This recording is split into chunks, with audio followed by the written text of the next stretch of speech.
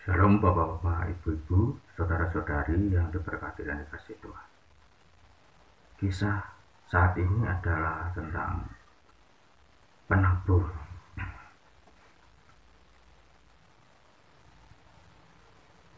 Pada zaman itu ada penabur, ya, orang petani. Ya, petani di sana itu menabur gandum. Ya, kalau di Indonesia kita itu menaburnya padi. Kalau di sana makanan pokoknya itu gandum, ya. Nah, kalau orang menabur gandum itu jatuhnya itu tanahnya itu ada 4 jenis. Yang pertama itu waktu petani gandumnya itu menabur, pertama jatuhnya itu di tanah yang jalanan gitu. Jadi biasanya di pinggir-pinggir, seperti di sini pinggir sawahnya itu kan ada jalannya itu, ada tegalnya itu, ya, tegalnya itu, ya, tegalan di pinggir jalannya itu. Nah, ketika penabur itu menabur, kadang itu benihnya itu jatuh di jalan itu. Nah, kalau benih itu jatuh di situ, itu akan dimakan burung, karena tidak jatuh di dalam tanah, tapi dia dimakan burung. Lalu dia ada juga yang diinjak-injak.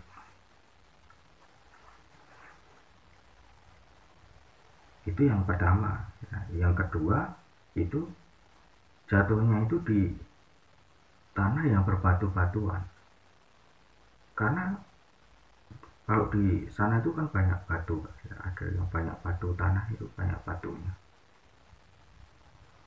Makanya ada kisah kalau orang berbuat dosa terus lempari batu, di sana perangnya pakai batu gitu, ya, karena banyak batu.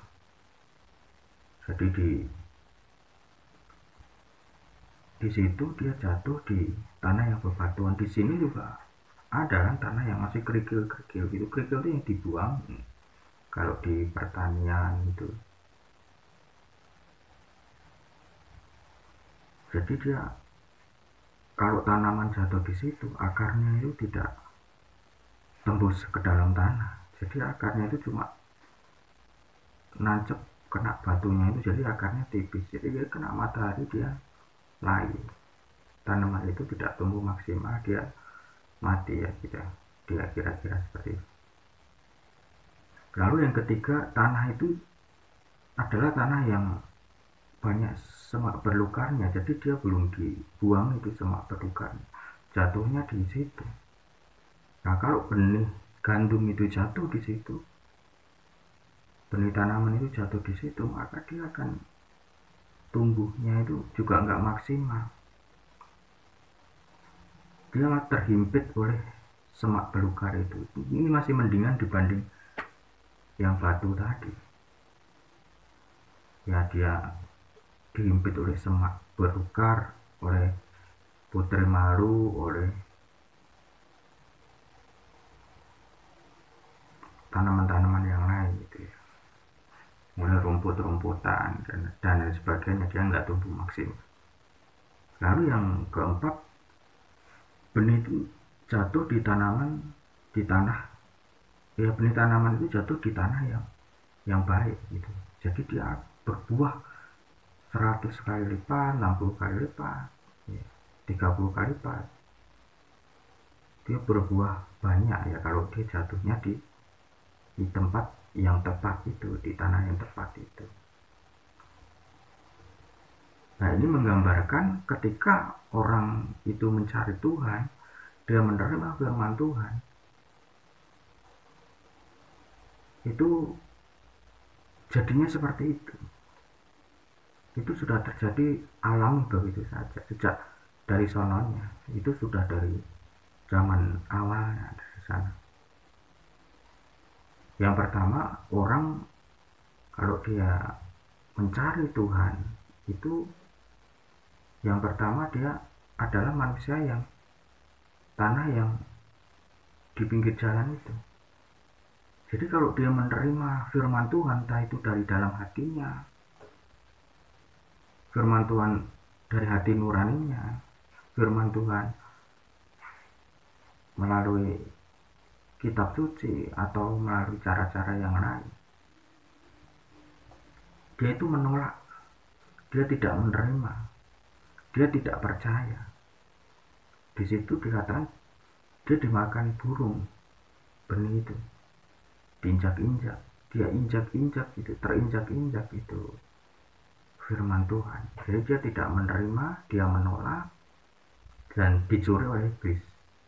Iblis yang membuat dia tidak menerima firman itu. Akhirnya dia tidak percaya, tidak diselamatkan, dan dia tidak masuk surga. Memang dia ditentukan, ditakdirkan oleh dirinya sendiri untuk tinggal di lautan api. Itu tanah yang pertama adalah tanah yang menolak. Itu gambaran tentang orang-orang yang menolak Tuhan, menolak firman Tuhan. Yang kedua, itu tanah di bebatuan, itu gambaran orang-orang yang ketika dia menerima firman Tuhan, dia menerima itu dengan gembira. Dia gembira, dia bahagia, tapi dia itu tidak bertahan lama, akarnya tidak dalam. Ketika aniaya datang, dia udah nggak percaya lagi. Ketika dia dihina, diejek, dianiaya, diolok-olok oleh iblis yang menggunakan manusia, iblis secara langsung, dia tidak bertumbuh, dia tidak berbuah, dan dia tidak percaya lagi. Ya itu yang kedua, memang ada yang seperti itu. Lalu yang ketiga, itu ada orang-orang yang ketika menerima firman Tuhan, ya, dia itu menerimanya. Ya, ini lebih baik, dia lebih panjang. Hanya dia juga tidak maksimal. Dia firman itu terdesak oleh kekhawatiran hidup. Hidupnya khawatir terus. Khawatir akan hari esok, khawatir ini, khawatir itu, takut terus.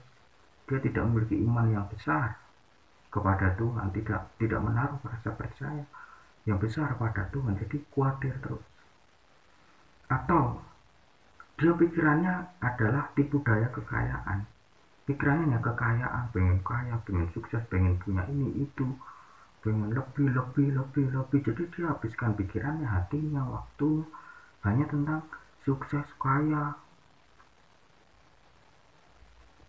Akhirnya kerajaan Tuhan itu tidak maksimal di dalam dirinya. Atau tipu daya yang lain, keinginan-keinginan yang lain. Jadi dia tertipu oleh indahnya dunia ini, hobi-hobi dunia ini, hobi kerja misalnya. Minggu masih jawab SMS, WA, tidak ada mencari Tuhan.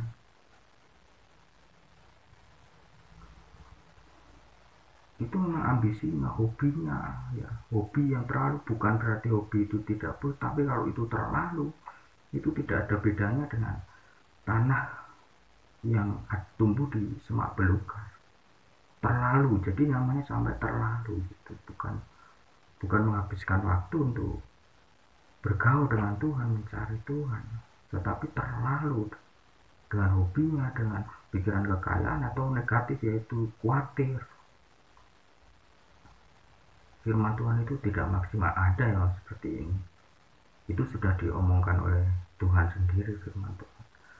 Baru yang keempat, itu orang yang menerima firman Tuhan, bergaul karib dengan Tuhan, itu menyimpannya di dalam hati yang baik. Jadi dia berbuah di dalam kehidupannya. 30 kali lipat, 60 kali lipat, 100 kali lipat. Dia menyimpannya di dalam hati yang baik, hati yang tulus. Memang hati ini harus dijaga. Hati ini harus dijauhkan dari satu tuh penolakan, itu tanah yang di pinggir jalan. Tidak boleh menolak. Dua, tanah yang terlalu takut itu dengan ejekan, olokan, aniaya. Yang ketiga, hati ini memang harus dijauhkan dari pikiran khawatir, juga dari ambisi-ambisi dunia ini yang terlalu sibuk dengan kekayaan, dengan hobi, itu dijauhkan. hati ini harus dijaga dari segala yang negatif. Jadi hati yang baik, yang tulus, yang jujur kepada Tuhan, hati yang mengasihi Tuhan, itu yang dijaga, itu yang membuat manusia itu sempurna di dalam pengenalan dan hidupnya di dalam Tuhan. Ya, semoga kita menjadi orang-orang yang seperti tanah yang subur di dalam kehidupan kita.